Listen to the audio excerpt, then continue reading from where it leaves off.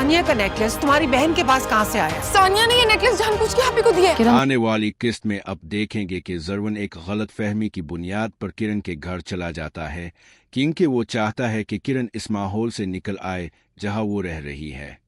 लेकिन जरवन को ये अंदाजा नहीं होता कि इसके घर में जो मसाइल पैदा हो रहे हैं उन सब के पीछे दरअसल खुद किरण है। वक्त के साथ जब हकीकतें सामने आती हैं तो जरवन किरण से दूरी इख्तियार कर लेता है। जरवन के वालिद इसे समझाने किरण के पास जाते हैं, लेकिन वहां किरण का ऐसा रवैया देखने को मिलता है कि वो भी हैरान रह जाते हैं।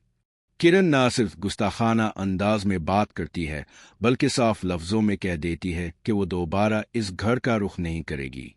ये सब सुनकर जरवन के वालिद भी फैसला करते हैं कि किरण का वजूद अब जरवन की जिंदगी में नाकाबिले कबूल है। किरण मगर बाज नहीं आती और अपनी जुबान से मजीद तलखी फैलाती है, जिस पर जरवन मायूसी के आलम में वापस आ जाता है। वापसी पर जरवन बहुत परेशान दिखाई देता है और इसे आखिरकार समझ आ जाती है कि इस सारी सूरत हाल की जिम्मेदार किरण ही है। इसे ये भी यकीन हो जाता है कि सानिया बिल्कुल सच बोल रही थी और इसके खिलाफ जो कुछ सोचा गया वो बेबुनियाद था। दूसरी तरफ सहीफा भी अपनी गलतियों का एहसास करते हुए सानिया से मुआफ़ी मांगती है और सानिया इसके दिल से मुआफ़ कर देती है। दोनों अब मिलकर जरवन को वापस लाने की कोशिश करती हैं।